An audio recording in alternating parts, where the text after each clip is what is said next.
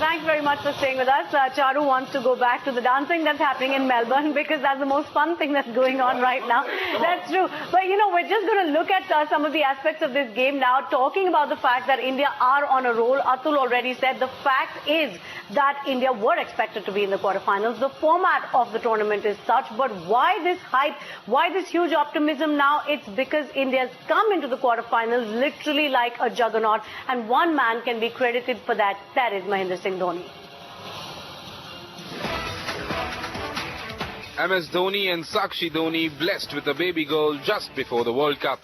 Yet the skipper had his eyes set on the mission to defend India's world title.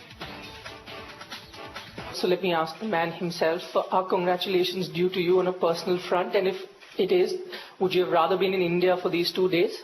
Well, not really, you know, but I've been blessed with a baby daughter. Mom and daughter both are good, but as of now I'm on national duty, so I think everything else can wait. You know, World Cup is a very important campaign, and you know, everything else can wait as of now. And for the Indian captain, the tournament couldn't have gotten off to a better start. From a horrid run in the Tri-Series leading his team into the quarterfinals, the tide changed for MSD.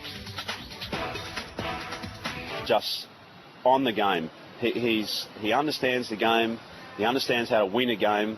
I mean, his percentage wins chasing and actually at the back end is phenomenal. So he's a finisher, and that's going to come into play, I'm certain of it, during this World Cup. There'll be a time when MS Dhoni is tested, and he'll come up because he's got into a winning habit of actually chasing down runs and knowing the game situation and playing accordingly. Dhoni's record run at the World Cup also ensuring he becomes India's most successful ODI captain overseas. Well, he's a big player, isn't he? And he almost sleeps for a while and then comes to life. And I wouldn't be surprised if he features prominently in the last few games. He's that type of player. The bigger the occasion, the bigger the performance. And we've seen that on so many different fronts that we have to come to expect it again.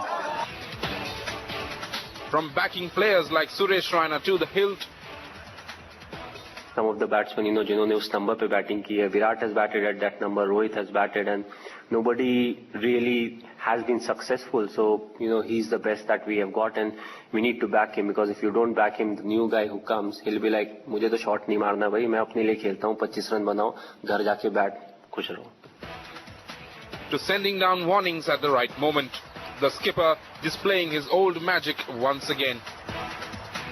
Only the bowling, I think, you know, I think he has bowled decently well, you know, in patches. He's still improving, and overall, you know, he's a key ingredient. The reason being, you know, it gives us that hope, and you know, we have put in a lot of effort and time in him. Having initially struggled with the willow, Dhoni coming to the fore when the team needed him the most. Well, they have an opportunity. I think we've seen a change in attitude, the way that they're playing the game, which is very positively. A very strong batting lineup, so I think that is a great asset for India. I think Dhoni has got his mind on the job and is leading the side well. Dhoni is no stranger to clinching big titles, right from the 2007 World T20 title to winning the 2011 World Cup crown. India's captain has done it all.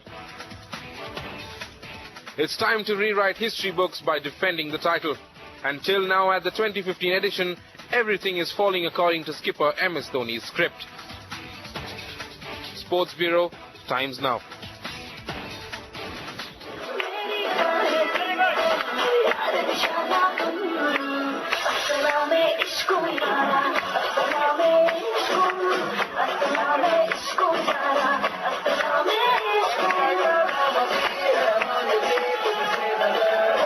Well, they look very tireless there and lots of energy outside the MCG. But as we stay with those visuals, we'll talk a little bit about the captain who seems to be tireless in his quest for another World Cup. Satvinder Jung, you have to hand it to Mahendra Singh Dhoni. And would you agree with me when I say that this World Cup is also Dhoni's story? There is a lot going on for this man, and he will want to script an epic. Absolutely, Anand. There's just so much to talk about Dhoni, actually. You know, one wouldn't know where to stop because, listen, the man thinks on the run, he resets his goals on the run, and he takes his team ahead with him. And in this game against Bangladesh, he would know a couple of things. The first thing he would know is that the Bangladeshis have earned their position in the knockout, so he'd be respecting that. The other thing that he would have realized is that this World Cup is no longer a batsman's paradise. Now, if the bowlers are also affecting this World Cup, and he can see, what the New Zealanders and the Australians have done, so he's going to be strengthening his bowling. The most important thing that I think Dhoni realizes, that length is crucial, Anand. And if you remember, we discussed this issue when you asked me about Pakistani bowlers.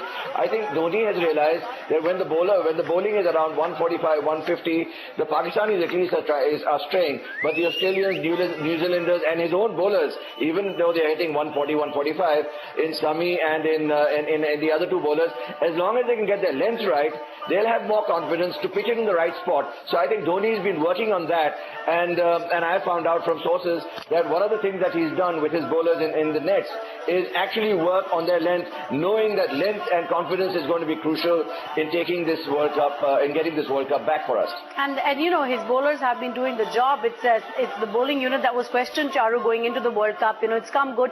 But interesting that we were talking a lot about whether or not Dhoni would try some changes, experiment a little, especially in the games against Ireland and Zimbabwe, for example. But he didn't. He said that the bench will continue to warm the bench because I've got my 11 and I'm going to go ahead with them. Do you think the right thing eventually? Well, I mean, we can talk about hindsight and say it's the right thing, but no, the only reason I was plugging for changes is in a, God forbid, injury situation, because, the 2 or 3 guys whom you may use as replacement, either a spinner, Akshar, or perhaps a Binny or anybody else, or certainly Bhuvaneshwar, needed that one match just to be able to get that quiet confidence inside as well. Okay, that hasn't happened, so if India remain injury-free, then fine. Yeah. Continue with the 11, and sure, you've got a bit of a hole there with Ravindra Jadeja now, not being the legitimate, top-line spinner, but I suppose you can live with him bowling 5 or 6 or 7 and Raina and others chipping into 2 or 3 if necessary.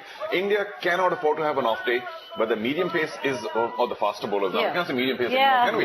The faster bowlers are truly performing at the peak of their ability, which is fantastic news for India. They cannot have an off day now. Now, 6 times they've got the opposition out. That is commendable, because we would always say ahead of the build-up to the World Cup, can this team get even 10 wickets? This was the question we were asking. They proved us wrong. Would you want to credit Dhoni with that? Because especially after you heard that detailed press conference where he had broken down every single player, every single slot, strengths, weaknesses, and he just knew them in and out. I think it's a tribute to the whole team management. I think there's a whole plan to it, in this day and age, every aspect of cricket is actually very minutely analyzed and actually spread out. And the responsibilities of all the facets of the game are distributed. And these people are specialists. So they're looking into these small nuances. Earlier, you used to have one coach, one manager. He used to do so many things. He used to give you checks, he used to give you TADA, he was supposed to actually tell you, and then coach was just generic, everybody was just doing whatever they want to do. But now, the bowling coach, he knows exactly where you started from, the video analysis is there, when you bowled well, this is what you were doing, everything is measured, everything is to a benchmark. And that's why, they hit the ground running. And, Saab, just coming to you on a point that Charu was making, even as he was talking about how everything's come together, there is that one question mark still over Jadeja, and do you think that is a cause for concern going ahead at all? Do you see any real chinks in the Indian armour? Because we've seen in these matches which India have won very comfortably, that sometimes wickets tend to really sort of, fall together in patches and you lose 3-4 wickets very quickly. Any areas of concern that you see for Team India right now?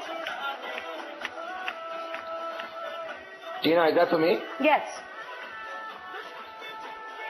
Tina, okay, fine. I'm glad we're on Jadeja now. The thing that I was discussing about the quick bowlers, that, confidence plays such an important part in bowling. The same thing with spinners. And with spinners, the crucial thing is that if you really spin the ball, unless you're a good spinner, you lose control. And Jadeja does not have the confidence to spin the ball. And if you're not going to spin the ball, you're going to become a bowler who people are going to get runs easier off. So I think Dhoni, I'm sure, and the team management has been working at telling the Jadeja that, my friend, if you want to be in the side as a spinner, for heaven's sake, spin the ball, get the deception, because in Australia now, the spin spinners are proving that the bounce is, if you spin it really, and if you get a lot of twirl in it, you get bounce, and with bounce you're getting wickets. So I think they would certainly have been working at him to spin the ball as far as the bowling is concerned, and get him back his confidence working with him in the nets. And as a batsman, I think the fundamental thing with Jadeja is that he shouldn't play across the line. The wickets are bouncy, they're coming too hard at him and too fast for him. He's got to play straight and try to tongue straighter. He's got to play within the V. And if he sticks to those basics, I think he's come. Bowling, I think what has happened is Jadeja has never spun the ball. He only spins on these akhada wickets here in India.